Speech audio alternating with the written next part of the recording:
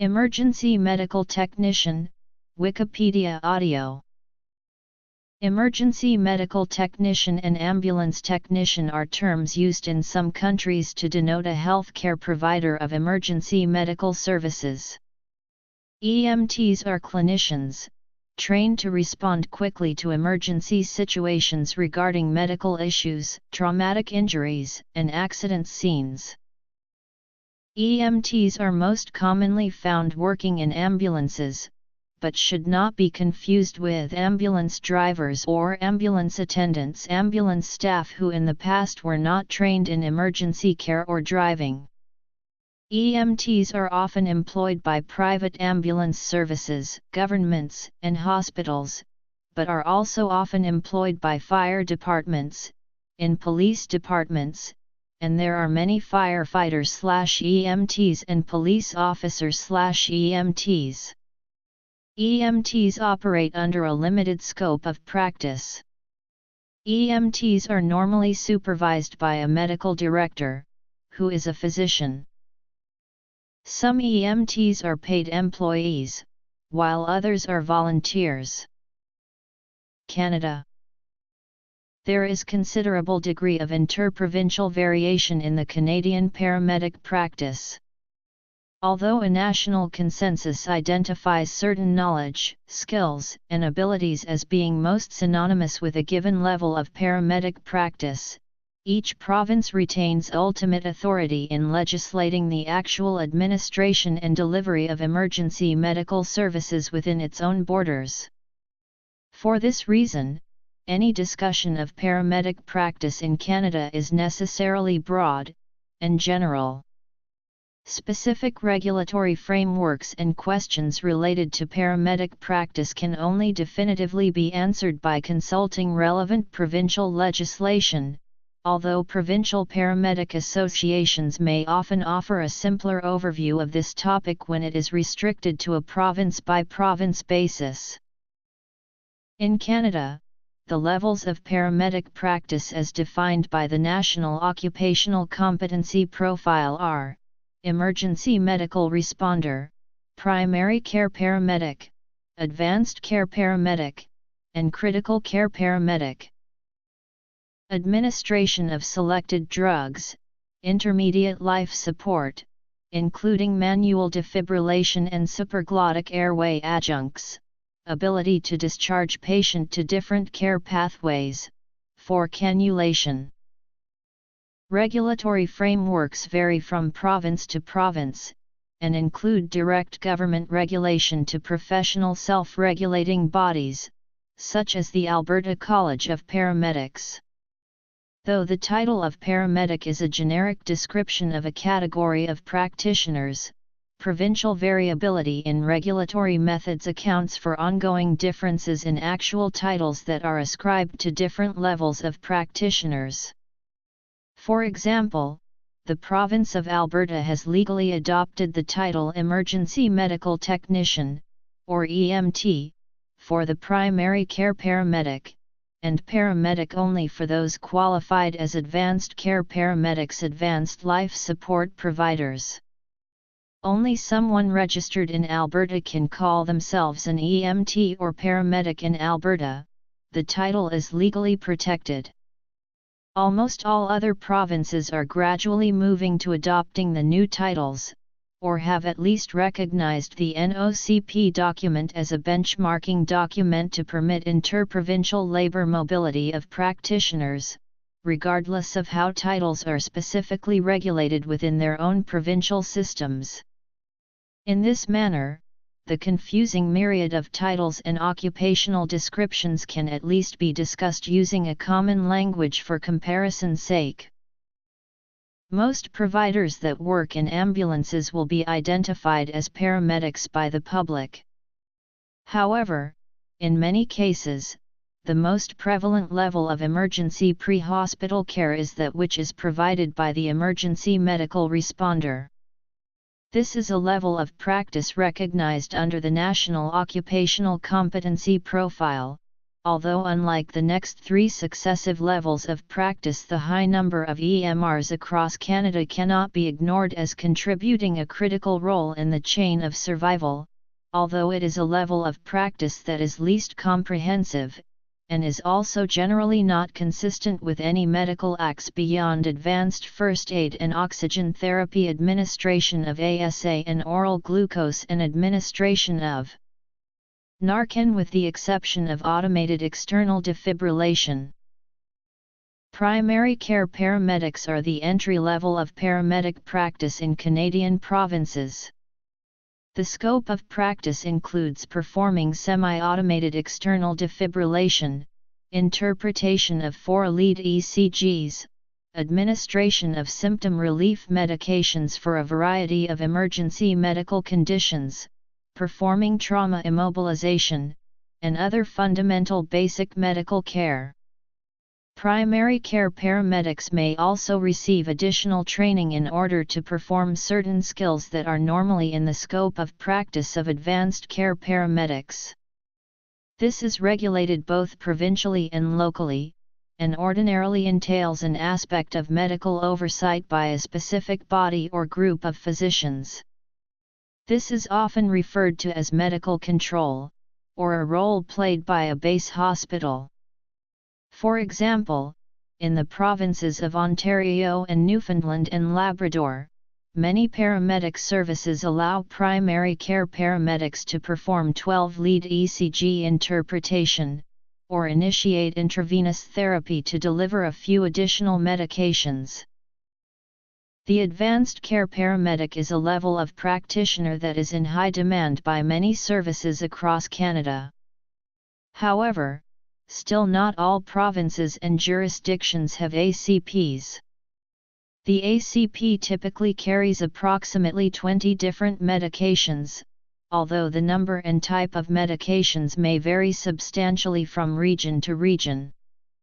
ACPs perform advanced airway management including intubation, surgical airways, intravenous therapy, place external jugular four lines, perform needle thoracotomy, perform and interpret 12-lead ECGs, perform synchronized and chemical cardioversion, transcutaneous pacing, perform obstetrical assessments, and provide pharmacological pain relief for various conditions.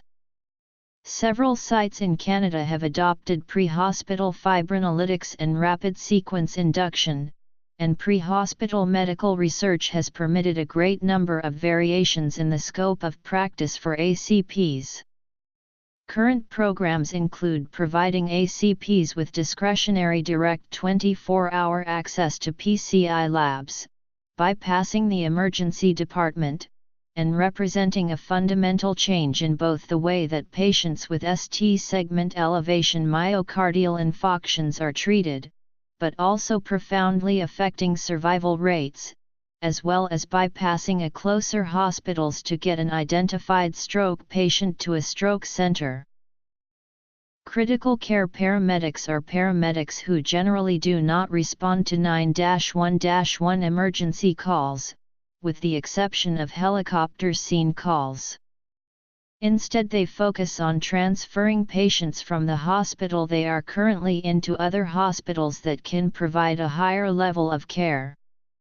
CCPs often work in collaboration with registered nurses and respiratory therapists during hospital transfers. This ensures continuity of care. However, when acuity is manageable by a CCP or a registered nurse or respiratory therapist is not available, CCPs will work alone. Providing this care to the patient allows the sending hospital to avoid losing highly trained staff on hospital transfers.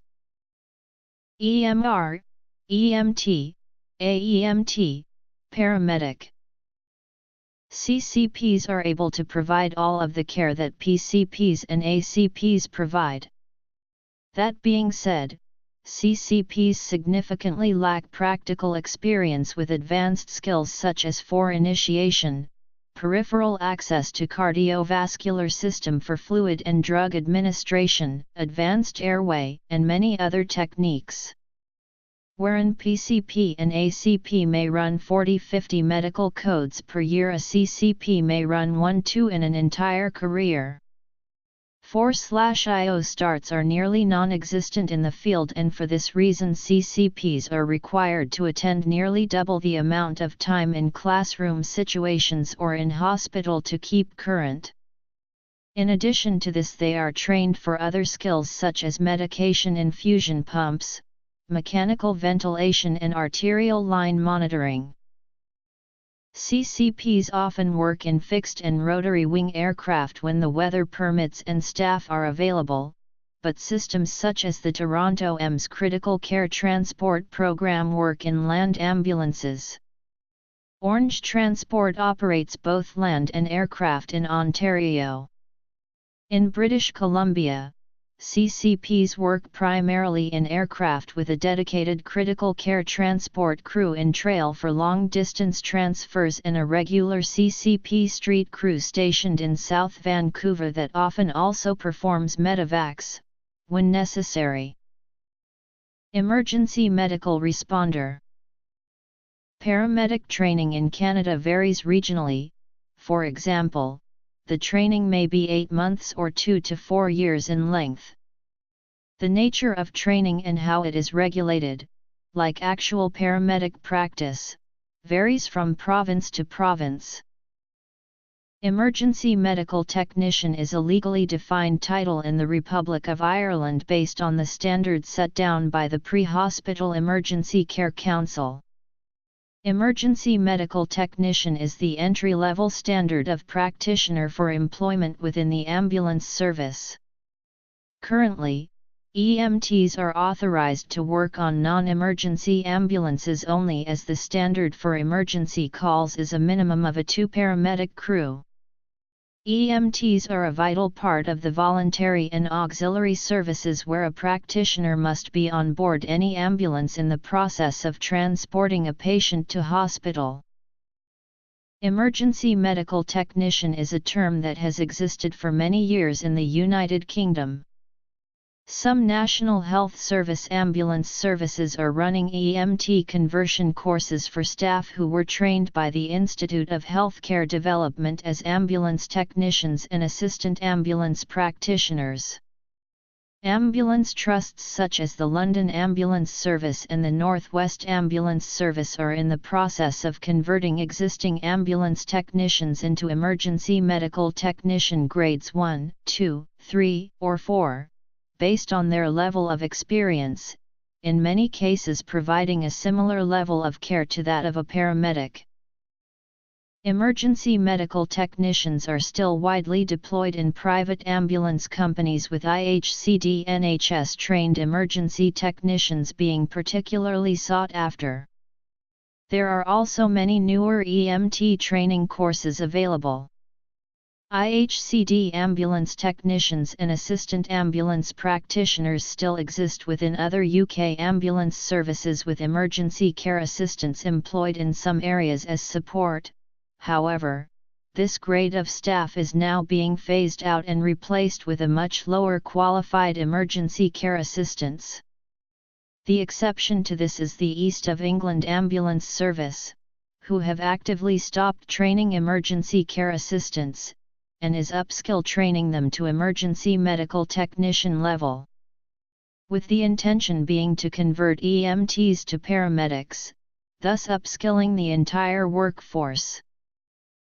Examples of skills that may be had by an emergency medical technician in the UK are: the concept of modern-day emergency medical services care is widely noted to begin with the academic paper, Accidental Death and Disability, the Neglected Disease of Modern Society, in 1966, according to EMS textbooks and relevant academia in the field.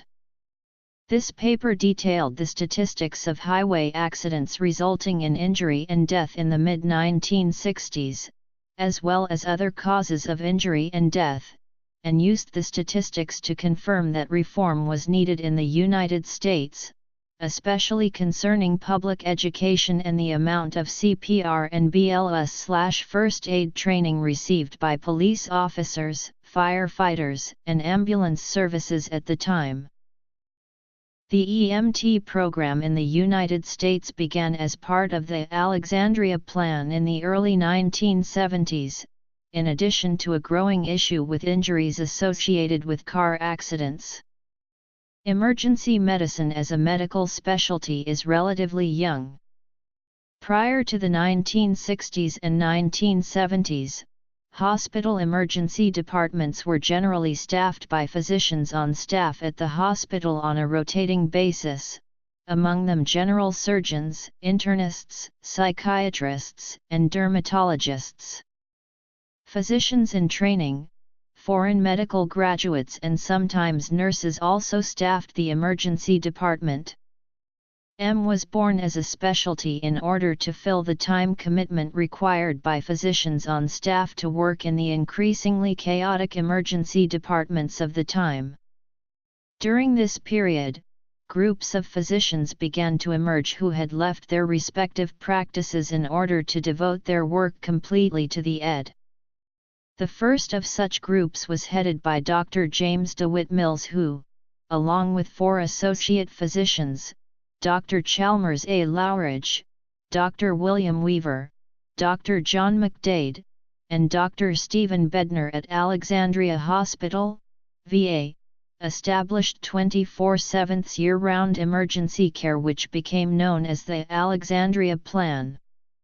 It was not until the establishment of American College of Emergency Physicians, the recognition of emergency medicine training programs by the AMA and the AOA, and in 1979 a historical vote by the American Board of Medical Specialties that EM became a recognized medical specialty. The nation's first EMTs were from the Alexandria Plan working as emergency care technicians serving in the Alexandria Hospital emergency room. The training for these technicians was modeled after the established physician assistant training program and later restructured to meet the basic needs for emergency pre-hospital care. On June 24, 2011, the Alexandria Hospital celebrated the 50th anniversary of the Alexandria Plan. In attendance were 3 of the nation's first ECTs/EMTs, David Stover, Larry Jackson, and Kenneth Weaver. Primary care paramedics. Advanced care paramedics. In the United States, EMTs are certified according to their level of training. Individual states set their own standards of certification and all EMT training must meet the minimum requirements as set by the National Highway Traffic Safety Administration's standards for curriculum. The National Registry of Emergency Medical Technicians is a private organization which offers certification exams based on NHTSA education guidelines and has been around since the 1970s. Currently, NREMT exams are used by 46 states as the sole basis for certification at one or more EMT certification levels. A NREMT exam consists of skills and patient assessments as well as a written portion. Critical care paramedic. Training. Ireland, United Kingdom, United States. In order to apply for the NREMT certification, applicants must be 18 years of age or older. A few states allow 16 and 17-year-olds. Applicants must also successfully complete a state-approved EMT course that meets or exceeds the NREMT standards within the past 2 years. Those applying for the NREMT certification must also complete a state-approved EMT psychomotor exam. The Veteran Emergency Medical Technician Support Act of 2013, H.R. 235 in the 113th United States Congress, would amend the Public Health Service Act to direct the Secretary of Health and Human Services to establish a demonstration program for states with a shortage of emergency medical technicians to streamline state requirements and procedures to assist veterans who completed military EMT training while serving in the armed forces to meet state EMT certification and licensure requirements. The bill passed in the United States House of Representatives, but has not yet been voted on in the United States Senate. The NHTSA recognizes 4 levels of emergency medical technician. History. Some states also recognize the advanced practice paramedic or critical care paramedic level as a state-specific licensure above that of the paramedic. These critical care paramedics generally perform high-acuity transports that require skills outside the scope of a standard paramedic. In addition, EMTs can seek out specialty certifications such as Wilderness EMT, Wilderness Paramedic, Tactical EMT, and Flight Paramedic. In 2009, the NREM posted information about a transition to a new system of levels for emergency care providers developed by the NHTSA with the National EMS Scope of Practice project. By 2014, these new levels will replace the fragmented system found around the United States. The new classification will include Emergency Medical Responder, Emergency Medical Technician, Advanced Emergency Medical Technician, and Paramedic. Education requirements in transitioning to the new levels are substantially similar. EMR is the first, most basic level of EMS. EMRs, many of whom are volunteers, provide basic, immediate life-saving care including bleeding control, manual stabilization of extremity fractures and suspected cervical spine injuries, eye irrigation, taking vital signs, supplemental oxygen administration, oral suctioning, positive pressure ventilation with a bag valve mask, cardiopulmonary resuscitation, automated external defibrillator usage, assisting in a normal childbirth, and administration of certain basic medications such as epinephrine auto-injectors and oral glucose. Due to the opioid crisis, an increasing number of EMRs are now being trained in and allowed to administer intranasal naloxone. An EMR can assume care for a patient while more advanced resources are on the way, and then can assist EMTs and paramedics when they arrive. Training requirements and treatment protocols vary from area to area. EMT is the next level of EMS. The procedures and skills allowed at this level include all EMR skills as well as nasopharyngeal airway, pulse oximetry, glucometry, splinting, use of a cervical collar, traction splinting, complicated childbirth delivery, and medication administration, nitroglycerin, and albuterol. Some areas may add to the scope of practice for EMTs, including intranasal naloxone administration, use of mechanical CPR devices, administration of intramuscular epinephrine and glucagon, insertion of additional airway devices, and CPAP. Training requirements and treatment protocols vary from area to area. Advanced EMT is the level of training between EMT and paramedic. They can provide limited advanced life support care including obtaining intravenous/intraosseous access, use of advanced airway devices, limited medication administration, and basic cardiac monitoring. Paramedics represent the highest level of EMT and, in general, the highest level of pre-hospital medical provider, though some areas utilize physicians as providers on air ambulances or as a ground provider. Paramedics perform a variety of medical procedures such as endotracheal intubation, fluid resuscitation, drug administration, obtaining intravenous access, cardiac monitoring, cardioversion, transcutaneous pacing, cricothyrotomy, manual defibrillation, chest needle decompression, and other advanced procedures and assessments. An ambulance with only EMTs is considered a basic life support unit. An ambulance utilizing AEMTs is dubbed an intermediate life support, or limited advanced life support unit, and an ambulance with paramedics is dubbed an advanced life support unit. Some states allow ambulance crews to contain a mix of crews levels to staff ambulances and operate at the level of the highest trained provider. There is nothing stopping supplemental crew members to be of a certain certification, though. An emergency vehicle with only EMRs or a combination of both EMRs and EMTs is still dubbed a basic life support unit. An EMR must be overseen by an EMT or higher to work on an ambulance. Certification. EMT training programs for certification vary greatly from course to course, provided that each course at least meets local and national requirements. In the United States, EMRs receive at least 40-80 hours of classroom training, EMTs receive at least 120-180 hours of classroom training.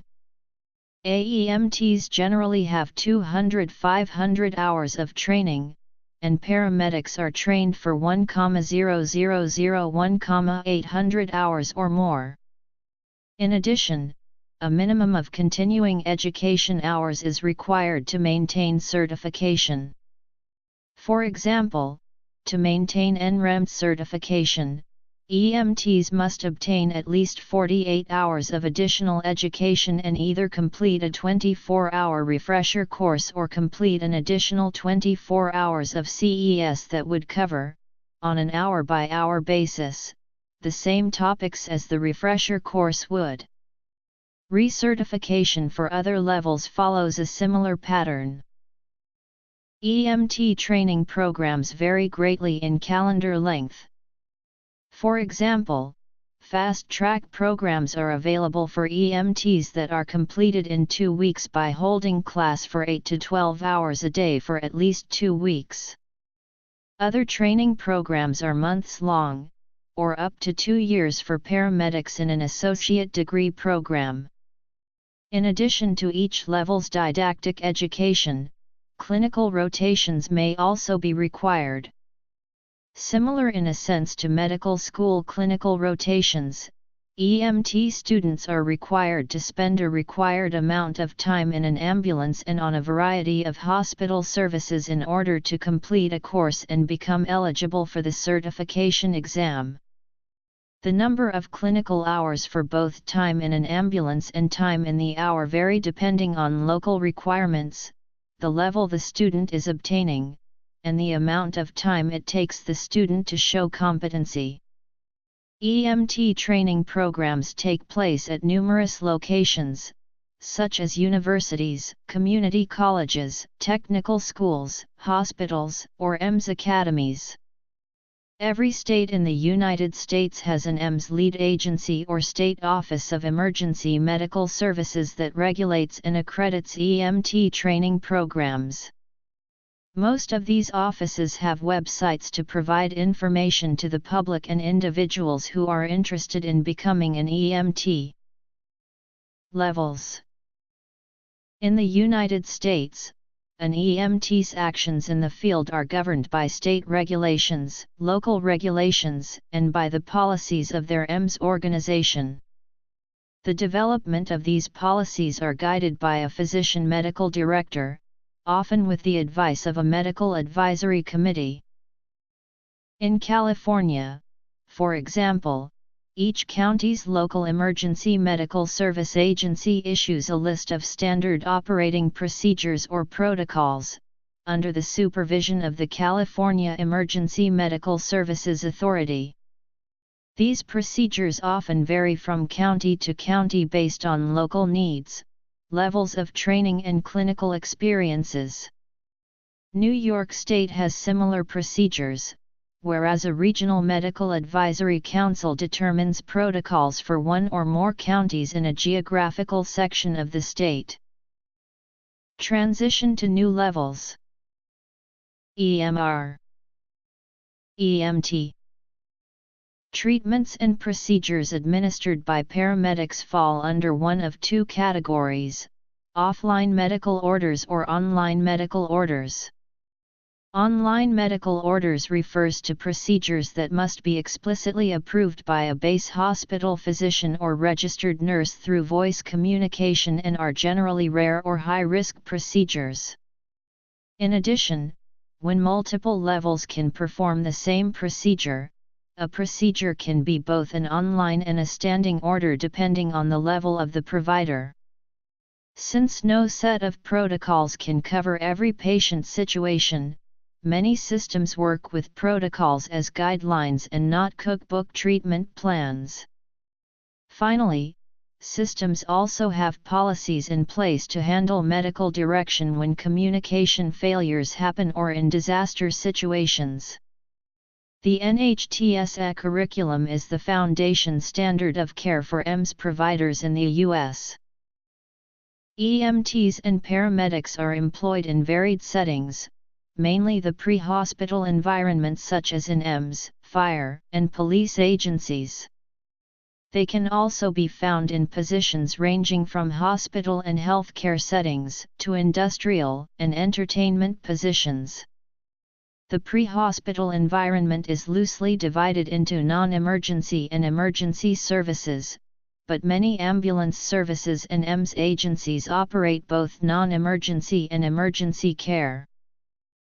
In many places across the United States, it is not uncommon for the primary employer of EMRs, EMTs, and paramedics to be the fire department, with the fire department providing the primary emergency medical system response including first responder fire apparatus, as well as ambulances.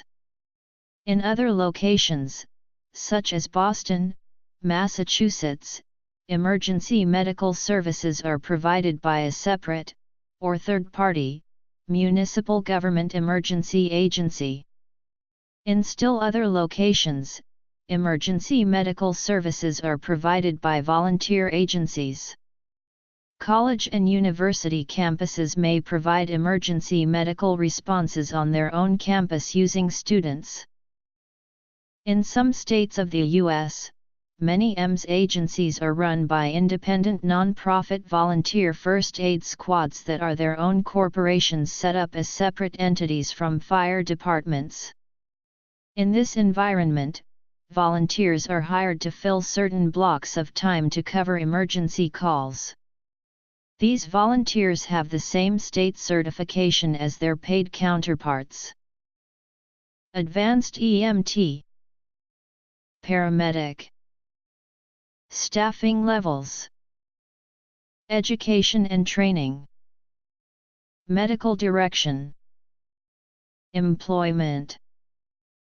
Endnotes.